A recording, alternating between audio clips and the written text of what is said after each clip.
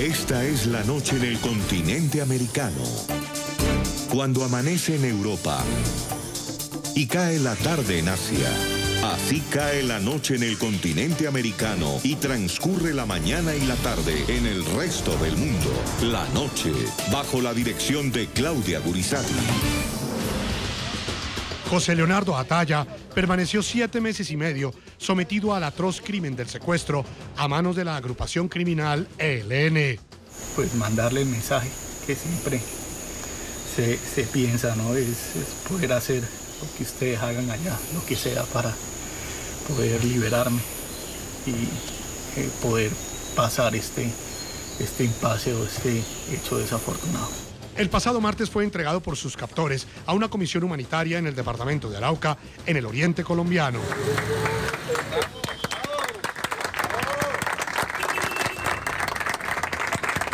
Sin embargo, su liberación no fue un gesto humanitario de sus captores, porque el ELN nunca desistió de sus exigencias económicas. El acuerdo fue económico, una cantidad apreciable de dinero para que pudieran soltarlo, y hasta que no se dieron esas condiciones, pues no logramos la liberación de José Leonardo. En el programa La Noche de NTN 24, el canal de las Américas, están los protagonistas de la noticia. Hoy, la primera entrevista que José Leonardo Atalla concede en exclusiva a un medio de comunicación 4 días después de recobrar su libertad. Acompañado de su padre, Luis Eduardo Atalla, el ex secuestrado del ELN narra el drama que vivió en cautiverio y las circunstancias que rodearon su liberación. Comienza la noche, bajo la dirección de Claudia Gurizati.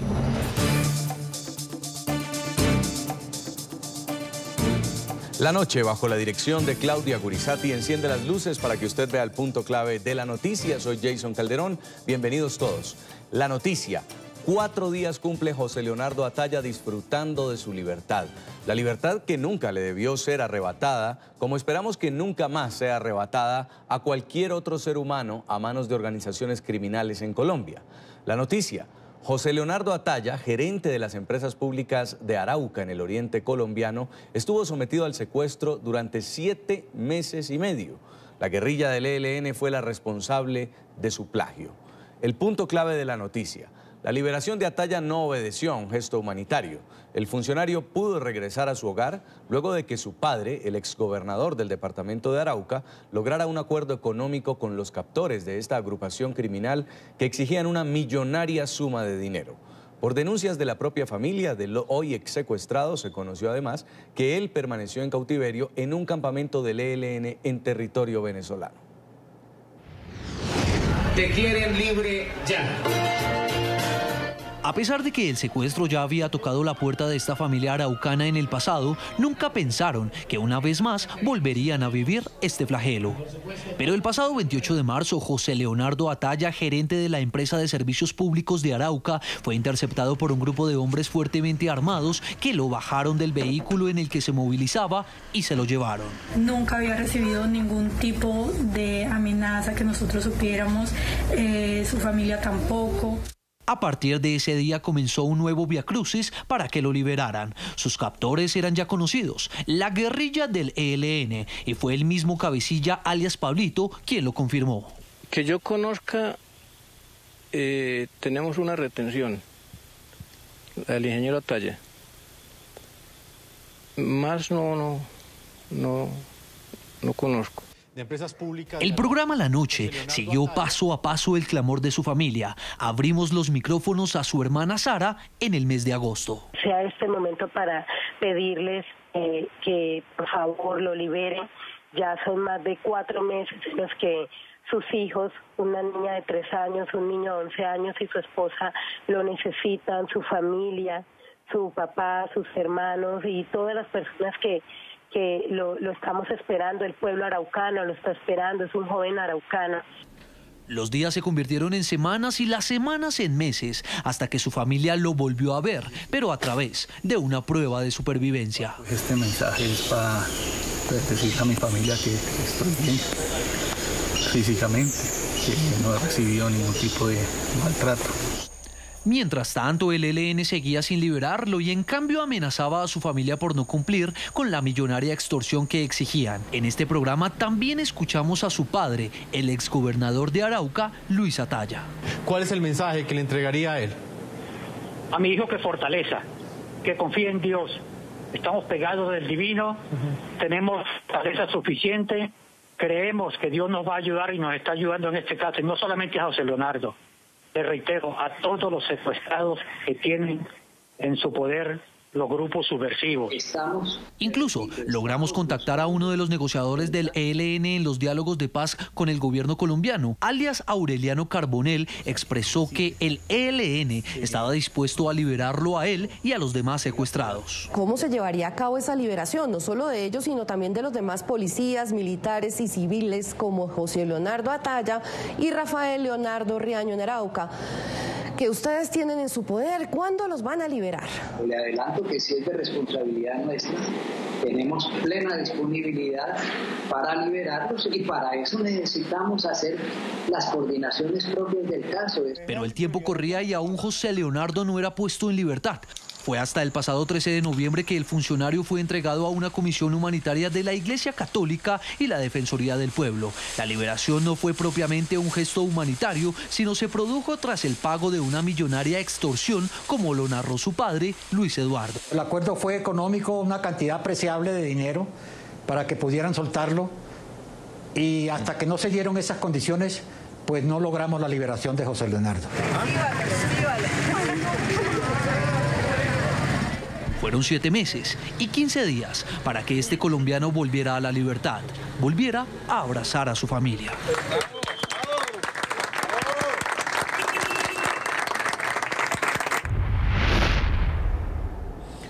Los invitamos a participar en el programa a través de las cuentas de Twitter, opinando con el hashtag La Noche Ataya. La pregunta que les hacemos es, tras la liberación de José Leonardo Ataya, víctima de un secuestro extorsivo por parte del ELN, ¿qué futuro cree usted que le espera a los diálogos de paz con esta guerrilla que actualmente están suspendidos? Pueden escribirnos, vamos a estar leyendo sus opiniones en pantalla. Y quiero saludar en nuestro Centro Internacional de NTN 24 a José Leonardo Ataya, como ustedes lo conocen, víctima del secuestro del ELN durante 7 meses y medio. José Leonardo, bienvenido a la libertad. Pues muchas gracias. Muchas gracias, la verdad es una vida que se extrañó por casi 8 meses y que esta vida es hermosa, mi familia también es hermosa y que eso no se le hace a ningún colombiano, a ninguna persona en el mundo. También lo acompaña aquí en el programa La Noche, en nuestro Centro Internacional, Luis Ataya, es el padre, exgobernador de Arauca, y también quien ha estado muy pendiente durante todo este tiempo de la liberación de su hijo. Bienvenido, Luis. Jason, gracias. Buenas noches a todos ustedes, a todos los televidentes de NTN 24 horas. Bueno, quiero empezar preguntándole, José Leonardo, ¿cómo fue ese tiempo en cautiverio? ¿Cuáles fueron las condiciones de su secuestro? Bueno, básicamente, pues, a mí cuando me secuestran, me ubican en como en una especie de cama, con una colchoneta y un toldillo para los insectos. Fue muy frustrante, o sea, el dolor que uno siente, la desesperación, ese sentimiento del no saber nada de su familia, ese sentimiento de que su familia no sabe nada de usted, pues invadía todos los pensamientos en esos momentos. Siempre obviamente la oración hacia Dios y obviamente en esos primeros instantes también pues el trauma de estar tapado los ojos, de estar encadenado. Entonces pues eso generaba una serie de dificultades y de pensamientos muy negativos dentro de mis pensamientos, ¿no? ¿Lo tuvieron vendado y encadenado? Sí, vendado y encadenado. Al comienzo del tiempo en que estuve secuestrado. ¿Cómo fue ese momento en el que a usted lo llevan secuestrado, que usted sabe que le están privando de su libertad? Bueno, yo adelantaba una inspección porque se había cometido un hurto en la empresa donde estoy laborando, sobre un cableado de la bocatoma del río Arauca. Entonces nosotros, pues hablo de nosotros porque me encontraba con un primo. Nos dirigimos a través del dique perimetral pues hacia la Boca Toma. En esos instantes pues fui interceptado por un personaje que no conozco y dentro del cual pues él me dice que alguien me quiere pedir un favor. Entonces pues yo procedo a preguntarle a él que quién es ese alguien y que de qué favor se trata. Entonces pues él me muestra un arma y me dice no, vamos, y de ahí nos dirigimos de río arriba sobre el dique perimetral. Y en ese momento yo paso el río Arauca en una canoa a una isla que queda, bueno, el río Arauca divide una porción de tierra y dentro del cual allá estaban los personajes, los guerrilleros, y se identifican que ellos son del ELN, pero no me dicen las razones. Entonces, en ese momento me encadenan y me tapan los ojos. Cuando usted se dio cuenta de que estaba siendo víctima de un secuestro en un momento donde todavía estaba dispuesto un diálogo de paz con esa guerrilla, ¿qué pensó? Pues además de la preocupación que tenía, del nerviosismo de que me fueran a asesinar, pues se tenía la esperanza de que ese proceso de paz pudiera servir para que se diera rápido mi liberación y pues obviamente la liberación de todos los secuestrados. El tema de la comida, el tema del trato, las condiciones higiénicas, visiblemente pues usted tiene un cambio físico desde el momento en que lo secuestran, esa prueba de supervivencia, ¿cómo fue? Bueno, las condiciones de higiene no habían condiciones de higiene. El tema de la comida, pues una comida normal, básica, aunque ellos en algunos momentos me llevaban o me entregaban manzanas o peras. El tema de pernoctar en la selva, en unas matas como ellos las llaman, pues era también el peligro de una mordedura de una serpiente o de una picadura de algún animal. Entonces, pues obviamente los temas fueron muy engorrosos, ¿no? Para asearse, para ir al baño en ese tiempo en cautiverio. Sí, o sea, el aseo era directamente en caños pequeños. El lavado de la ropa también. El tema de poder hacer las necesidades en la tierra, en un hueco. Entonces, pues eso obviamente dificultaba mucho. Cuando a mí me hacen el secuestro, yo estaba con mucho sobrepeso y las posibilidades de poder adaptarme a ese medio en las condiciones donde me encontraban, pues también afectaron muchísimo mi condición. ¿Cuántos hombres más o menos lo cuidaban, lo tenían secuestrado? Eran alrededor de 8 hombres. ¿Y ellos le permitieron en algún momento tener contacto con el exterior, con su familia, con los medios de comunicación? No, en ningún momento. En ningún momento ellos me preguntaban qué quería comer, que cualquier cosa, qué quería leer, que ellos me lo facilitaban y lo que yo les decía era que me permitieran hacerle una llamada a mi familia. Pero en ningún momento se dio. Y pues el acceso que yo tuve de pronto al mundo exterior era pues un radio que tenía. ¿Pudo escuchar noticias? Sí, escuchaba noticias. ¿Y de qué se enteraba? Porque usted estuvo secuestrado en un momento donde estaba el gobierno Santos entregando, hubo elecciones, y luego entra el nuevo gobierno, el de Iván Duque, y se suspenden también esos diálogos de paz que se estaban adelantando. ¿Cómo recibió usted esas noticias? Pues yo llego en el momento en que soy secuestrado, pues ya se tenía la noticia de que el gobierno estaba adelantando un nuevo cese indefinido con esta guerrilla. Entonces, pues una de mis esperanzas era que se efectuara ese cese. Entonces, con el acceso a la información que tenía de noticias, pues yo me iba dando cuenta cómo esa esperanza se me iba fracturando y fracturando cada día que pasaba. Pues porque las exigencias, aunque ya todo parecía arreglado con el gobierno Santos, las exigencias era la presencia, obviamente, de los candidatos. Era un tema también indispensable la participación de todos los candidatos políticos. Ya nos encontrábamos en plenas campañas. Y la incertidumbre de quién iba a quedar y quién iba a ganar para ese futuro de ese cese indefinido.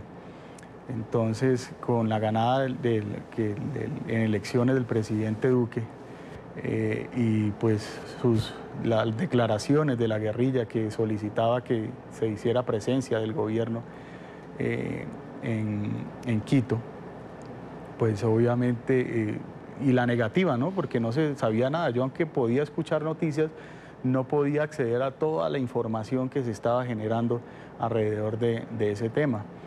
Entonces, con lo poquito yo hacía mis conclusiones, mis pensamientos, y obviamente todo tendía a que esa esperanza, o sea, ese sueño de que se diera un cese indefinido iba a ser nulo. Su secuestro fue de carácter extorsivo desde el principio. Su papá nos estaba contando, estaban pidiendo una suma de dinero por su liberación y que efectivamente fue pagada. ¿Usted cree que esto representa un gesto de paz, que esos hombres que lo tenían a usted cautivo puedan pensar siquiera en firmar un proceso de paz? Pues indudablemente el pensamiento que yo tengo sobre esa organización es que no se tiene ese sentimiento. El sentimiento de paz es un sentimiento oportunista sobre una familia, sobre una opción que pronto, pues como uno es civil, no tiene las condiciones para ofrecernos nosotros mismos protección, pues ellos se aprovechan, intimidan a la sociedad y pasa lo que a mí me pasó y lo que le está pasando a otros colombianos que también se encuentran secuestrados. Don Luis Ataya, fueron 7 meses clamando usted por esa libertad, incluso teniendo que tener la valentía de un padre de tener contacto directo con los captores de su hijo y negociar a unas sabiendas de que podía estar o no estar vivo. Cuando usted dice en ese momento, en esa entrevista, tengamos fe, yo sé que lo van a liberar, ¿qué estaba pasando en su familia? Del otro lado, ¿usted podía tener algún tipo de comunicación para saber si él estaba bien o no? Inicialmente yo tenía mucha fe. Fe en el sentido de que yo creo en Dios. Con firmeza, con voluntad. Una noche, estando en mi recámara, hablé con Dios. Ya llevan 4 meses de secuestro de Leonardo. No encontraba respuestas, ni salidas. Me sentía frustrado por todas las acciones que hacía y no habían resultados.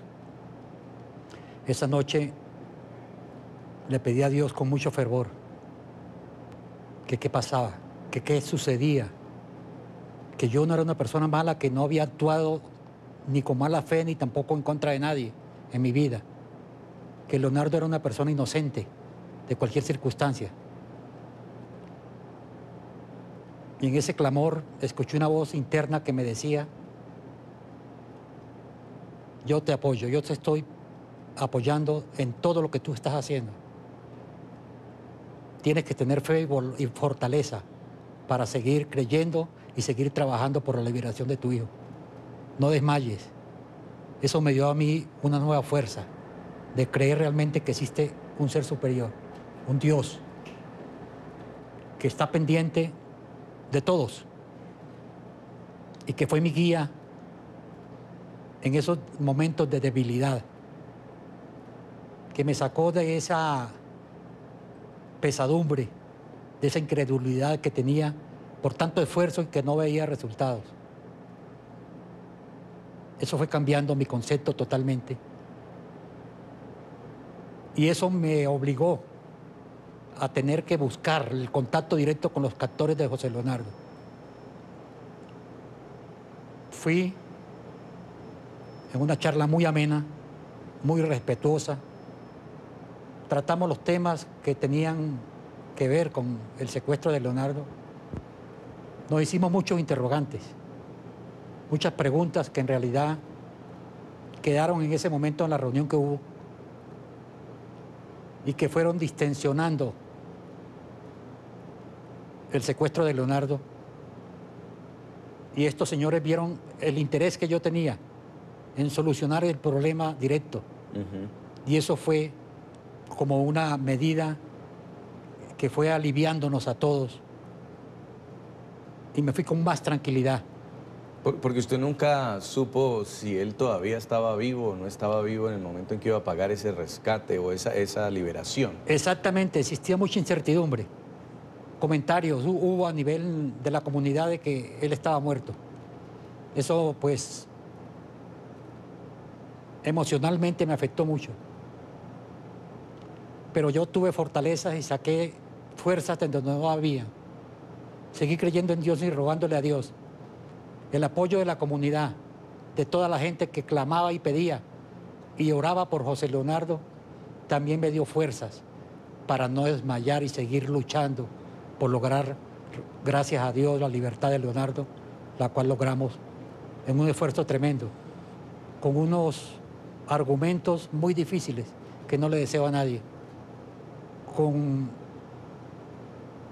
unas circunstancias que son dolorosas. Y en silencio tenía que aguantarme todo este tipo de manifestaciones para no flaquear. De hecho, conocimos un video que fue esa prueba de supervivencia que les mostramos, pero nos estaba contando usted off the record que hubo más videos o incluso un intercambio de cartas que le permitieron a usted tener noticias de él durante ese proceso. ¿Cómo funcionó eso? Sí, en el momento en que tomé la decisión de ir al campamento y hablar con uno de los comandantes, empezamos a fluir y a tener conocimiento por cartas de las exigencias del grupo guerrillero y del estado de salud de Leonardo. Esto me dio más confianza. Empecé a superar esa incertidumbre y esa debilidad emocional que tenía. Y las cosas fueron, o el camino empezó a abrirse, a tener más luz, a buscar soluciones ya, a tener acuerdos y a ir trabajando en ese sentido. Y poco a poco fuimos en realidad acordando unas condiciones que culminaron con la liberación de Leonardo. José Leonardo, ¿usted se imaginaba, mientras estaba secuestrado, que su papá estaba haciendo todo esto para su liberación? Pues fueron momentos difíciles, entre los cuales, o sea, yo pensaba en que mi familia no estaba haciendo nada. Fueron momentos en que la desesperación le hacía creer a uno ese tipo de conocimientos, ¿no? El solo hecho de uno sentirse solo allá, habían días en que yo no escuchaba ninguna noticia de secuestrados, yo no escuchaba el nombre mío en la misión. Entonces eso generaba una frustración, o sea, un desespero que yo decía, bueno, de pronto mi familia no está haciendo nada, el costo de este proceso les está quedando, pues obviamente era imposible poder cubrir y poder adelantar algún tipo de negociaciones. Sí. Y don Luis, es que no hay que dejar de lado el momento en el que usted finalmente decide ir hasta un campamento, hablar con ellos y también al final entregar esa suma de dinero. No cualquier colombiano pensaría en hacerlo. Uno va a las autoridades inmediatamente, se reporta. ¿Usted acudió a todas las instancias antes de tomar una decisión como esa? Totalmente, Jason. Yo me comuniqué con todas las autoridades del departamento. El Gaula, policía, ejército, Fiscalía. Y las respuestas de ellos eran que no podían ayudarme.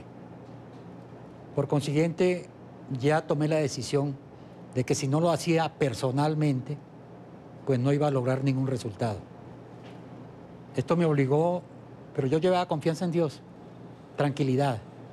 Tranquilidad de que yo no le debía nada a nadie, de que lo de Leonardo era un accidente de nuestras vidas, doloroso y triste, pero que había que enfrentarlo y luchar porque él lograra su liberación. Como padre me sentía responsable de luchar, de buscar todos los mecanismos, de acudir a todas las instancias que fueran necesarias para lograr la liberación. ¿Y qué le decía la policía, el ejército? No, que ellos, porque considerando que Leonardo estaba en Venezuela, no podían tener o prestarme ningún apoyo ni hacer operativos. ¿Y a Leonardo lo llevaron a Venezuela? ¿Usted se dio cuenta en algún momento que lo trasladaron a un territorio que no era Colombia? No, la verdad pues yo siempre estuve en Colombia, pues obviamente pues yo no conozco de la geografía ni mucho menos del tema pues fronterizo exactamente, pero dentro de mis pocos conocimientos y lo que podía observar, que era muy poco, yo siempre estuve en territorio colombiano. ¿Pero usted sí fue a un campamento pasando la frontera a hablar con los captores en algún momento? ¿O? Naturalmente. Fue necesario hacerlo, porque fue del lado venezolano. Del lado venezolano. Fue la única manera de poder conectarme con ellos y empezar a trabajar el tema. Y aquí tengo que dar reconocimiento a los captores que tuvieron a José Leonardo por la caballerosidad que tuvieron. Fueron personas que me dieron un buen trato, no hubo discusión de ningún tipo, ni tampoco malos entendidos. ¿Pero por qué le cobraban esa plata? ¿Por qué le secuestraron a su hijo? Esa era la pregunta que yo me hacía y también se lo hice a ellos. ¿Por qué José Leonardo, que era una persona inocente, que no le debía nada a nadie, y el mismo comandante me dijo que ellos habían cometido un error, secuestrando a José Leonardo, pero que desgraciadamente alias Pablito había manifestado que ellos eran los autores del secuestro de Leonardo. Por consiguiente, eso se convirtió en un secuestro extorsivo y había que manejarlo a partir de ese momento de esa forma. ¿Es común que ciudadanos de Arauca sean secuestrados con fines extorsivos? Continuamente se da en la zona. Y esto se ha recrudecido últimamente. La inseguridad en el departamento es extrema. La fuerza pública se siente incapaz de controlar realmente cualquier brote o cualquier problema de seguridad que se presente en el departamento. José Leonardo, mientras usted estaba secuestrado, ¿sintió que el ejército estuvo cerca, que podía haber un rescate militar? ¿Tuvo miedo también? Sí, todo el tiempo se sentía la presencia del ejército, pero a través de operaciones de vuelo, a través de los aviones, de helicópteros. En tierra, pues aunque a mí me tenían aislado de cualquier tipo de información, nunca pude poder determinar de que en tierra estaba el ejército cerca en los sitios donde me tuvieron. Usted está en este momento en libertad. Su familia, ¿en qué condiciones se vio perjudicada cuando usted los vio? Tiene 2 niños, una niña de 3, un niño de 10. Ese momento de estar encadenado, hoy apenas lo está asimilando. ¿Cómo fue para usted esto? No, pues encontré a mi esposa devastada totalmente, a mi papá devastados, a toda mi familia. Y mis hijos, pues obviamente mucho más, aunque mi hija menor nunca se entera pues, directamente por su edad, no lo asimila, pero mi hijo mayor sí sabía qué circunstancias. Es más, los cumpleaños de mi hijo, pues era secuestrado, yo no pude estar con él.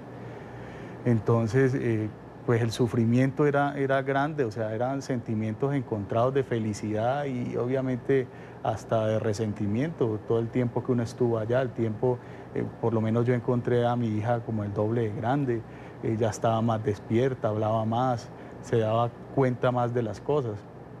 Entonces, eso, pues eso no tiene valor. ¿Y por ellos alguna vez pensó en escaparse de donde estaba?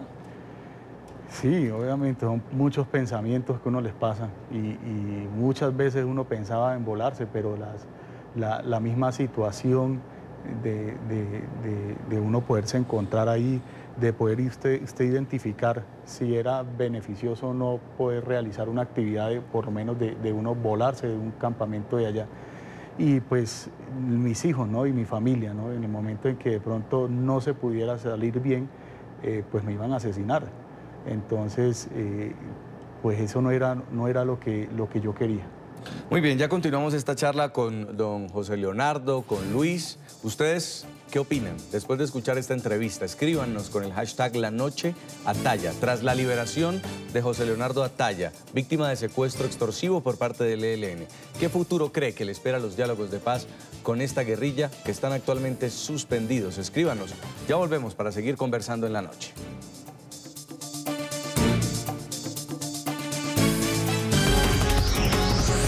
Ya regresamos con La Noche.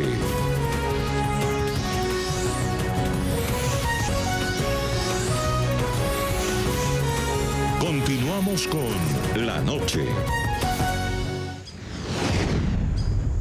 Tras 7 meses y 15 días de secuestro, la pesadilla acabó. Hace 4 días el grupo terrorista ELN entregó a una comisión humanitaria integrada por la Defensoría del Pueblo y la Iglesia Católica a José Leonardo Atalla, quien había sido secuestrado el pasado 28 de marzo en el departamento de Arauca. Muchas gracias obviamente a la Defensoría del Pueblo, a la Iglesia Católica.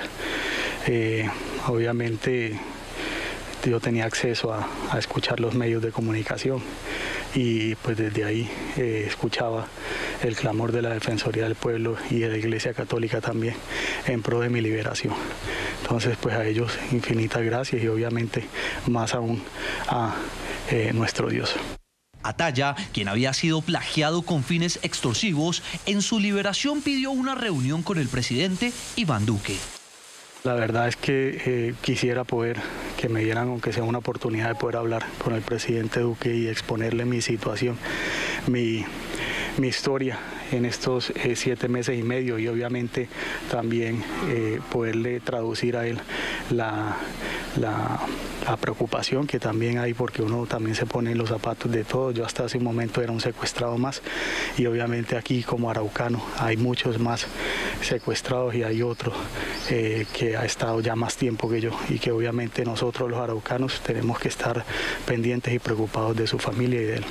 Pero mientras la familia Atalla celebra la liberación de José Leonardo de un secuestro que jamás debió ocurrir, otras madres aún esperan que sus hijos recobren su libertad.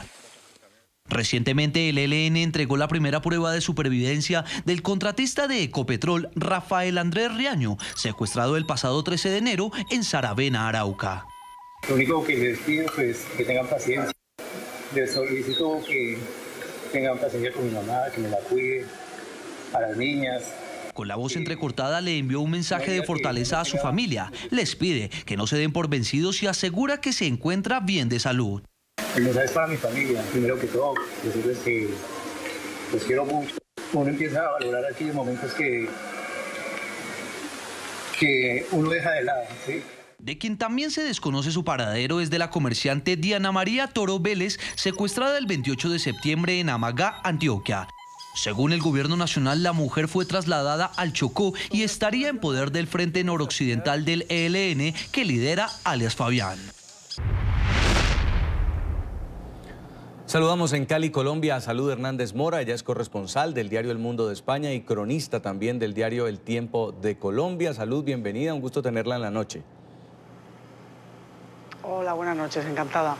Usted es una periodista que, como este programa, el programa La Noche, ha estado muy al tanto de los secuestros que comete el ELN y ha ayudado a hacer este clamor por la libertad de cada uno. ¿Cree usted que esto haga parte de los secuestrados que a cuentagotas viene entregando el ELN en un intento por mostrar un gesto para un futuro acuerdo de paz?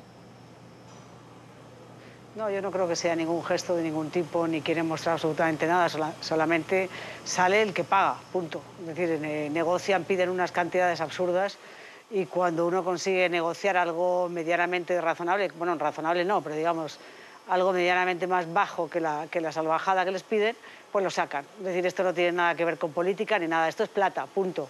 Esto es que las personas para ellos son mercancías.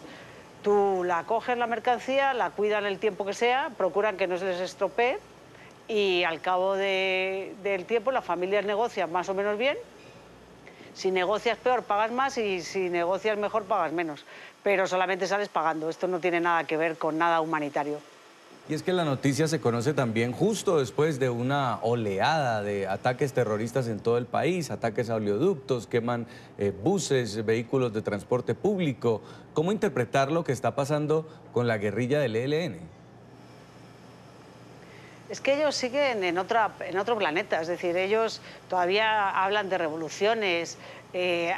Un grupo terrorista que considera que la vida humana no vale nada, no tiene le ponen un precio cualquiera, es decir, tenga usted 3.000 millones, 2.000, empiezan pidiendo 5.000, terminan transando por 1.000, por 500, por lo que sea.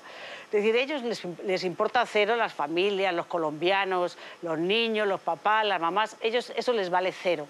Y siguen hablando un lenguaje completamente marciano, porque es que, yo no sé, es de otra galaxia. Un país que ya está más que aburrido de ellos, que no tienen pueblo. El único pueblo que tienen es el que les interesa tener un grupo armado ilegal porque se dedican a actividades ilegales, como pueda ser la minería de oro o como pueda ser el cultivo de coca.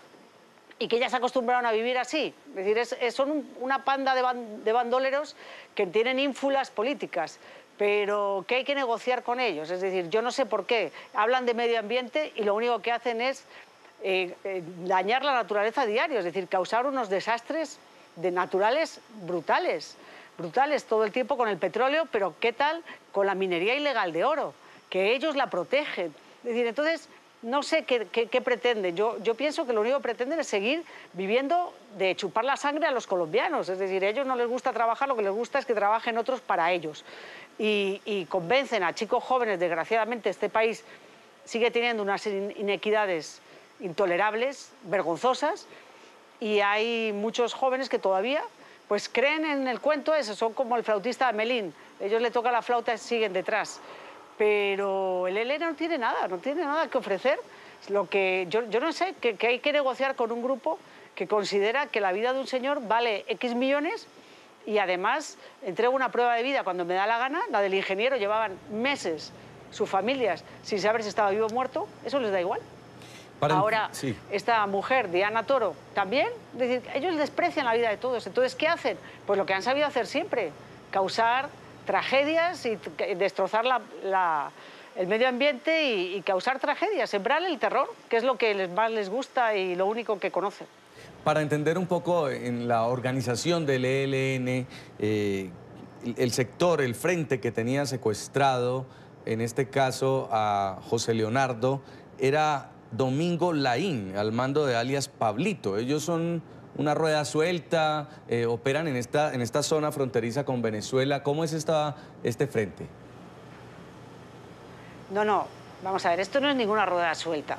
Tú para negociar, la única razón que hay para negociar con el ELN, como la hubo para negociar con los paramilitares, como la hubo para negociar con las FARC, es que son un grupo terrorista con un poder descomunal que como un Estado no puede acabarlos porque es un Estado ineficaz en muchas cosas, corrupto en otras, ciego ante la miseria de muchas personas, pues tienes que terminar negociando con ellos.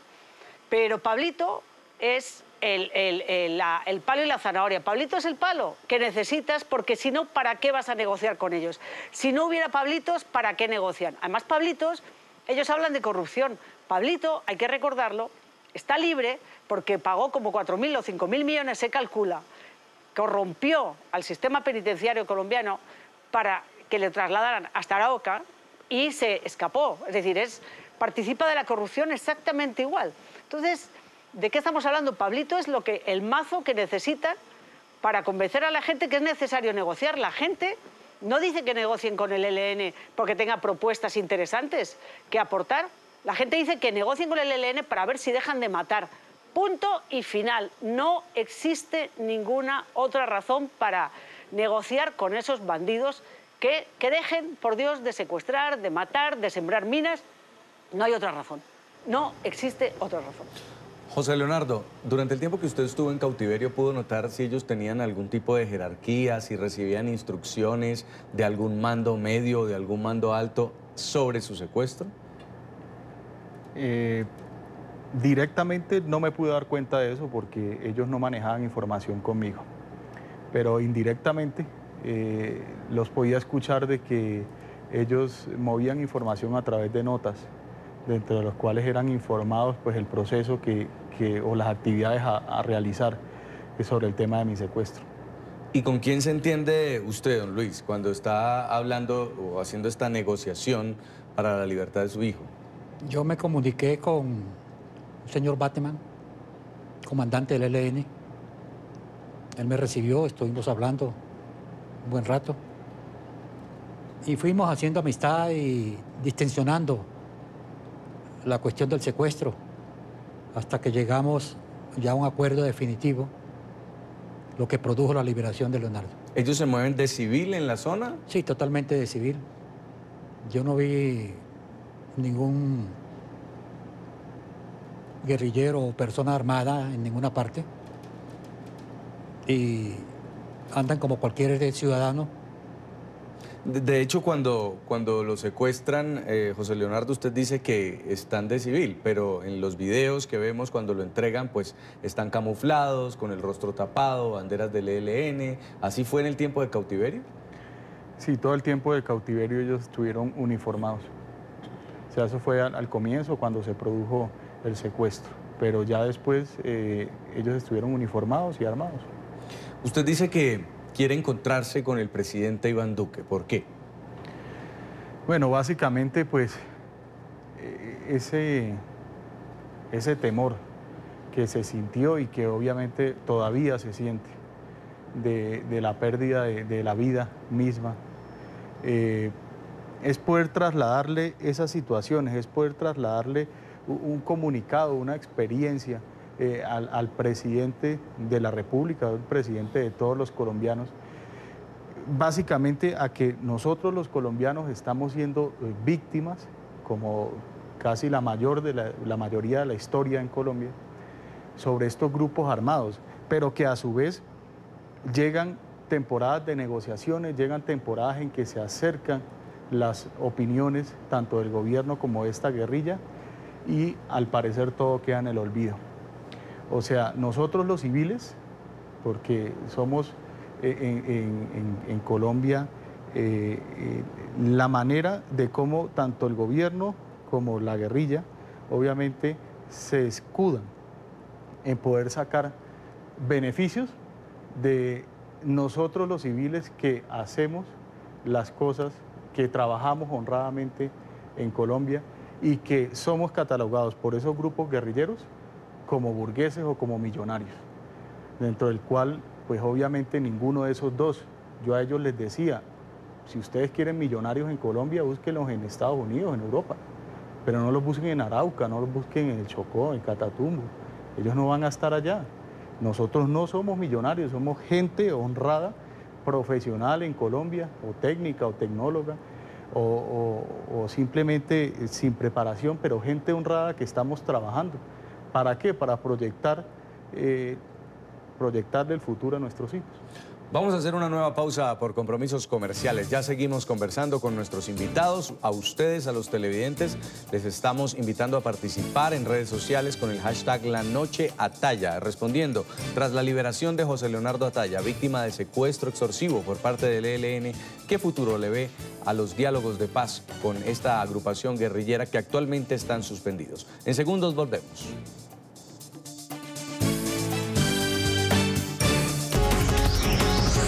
Ya regresamos con La Noche.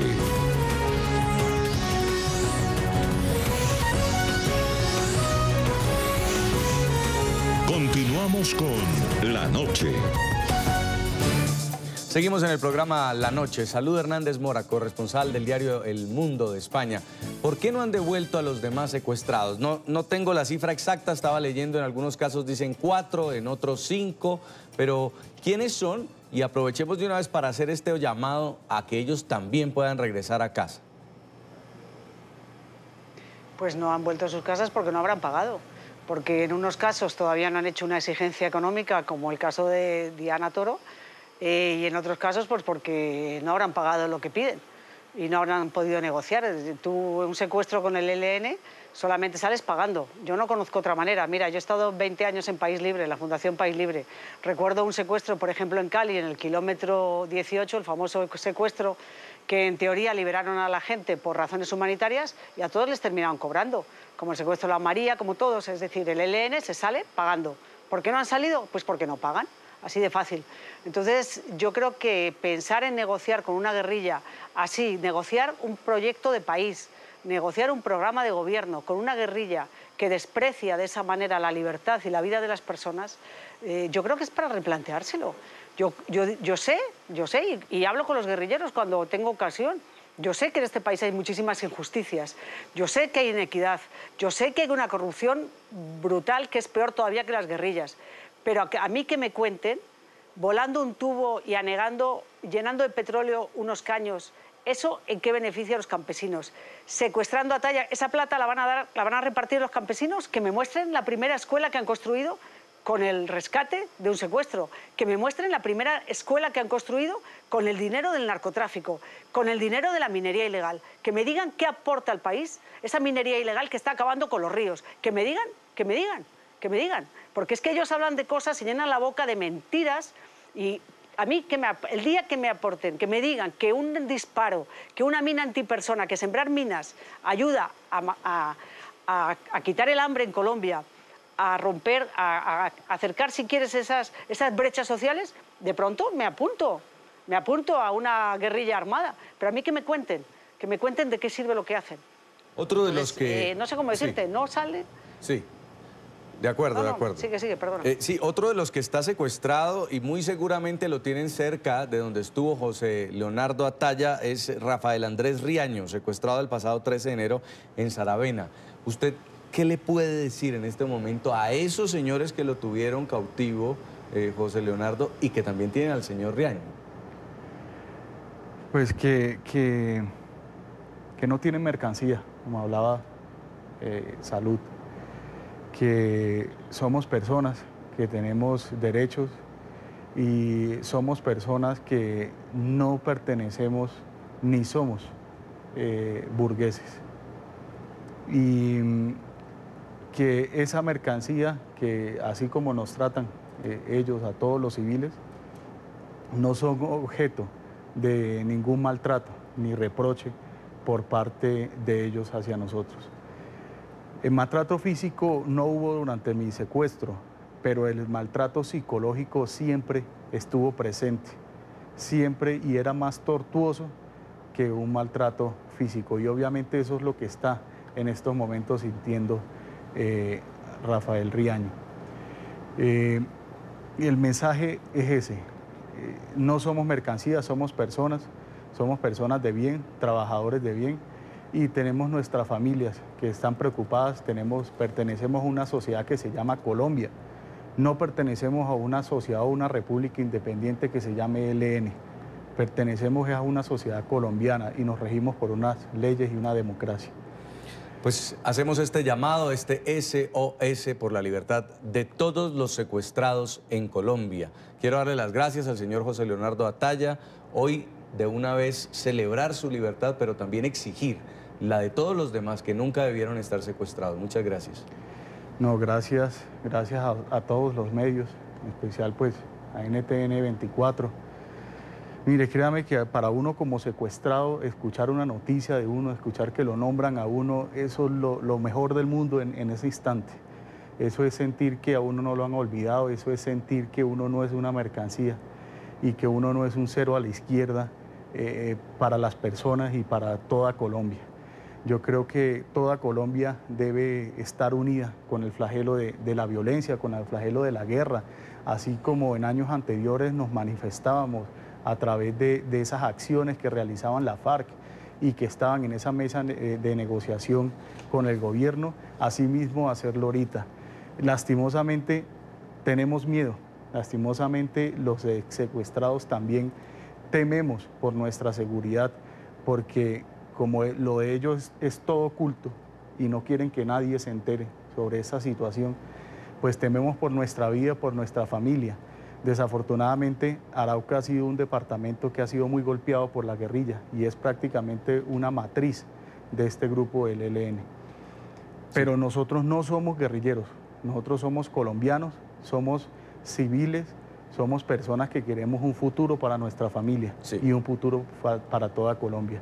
Y desde aquí, obviamente, le mando también un mensaje al presidente de la República y que me pueda recibir unos minutos, solamente le pido unos minutos para poder manifestarle todo esto que se siente y obviamente mil gracias a todas las personas que utilizaron, aunque sea un segundito, un minutico, para pedirle a Dios por mi protección y por la liberación de todos los secuestrados. Sí, gracias José Leonardo. También quiero agradecerle a don Luis Atalla por haber estado con nosotros aquí en la noche, muy amable. Y también quiero dar las gracias a Salud Hernández Mora, quien desde Cali nos ha acompañado también. Muchas gracias a todos y a los televidentes que nos sigan enviando comentarios. Ahí los vamos a estar leyendo en redes sociales, en nuestra página web www.ntn24.com y en nuestro Twitter @NTN24, @Segurizati NTN24, @Jason Calderón y @LaNocheNTN24. La noche va a seguir encendiendo las luces para que usted vea el punto clave de la noticia. A todos que pasen muy buena noche.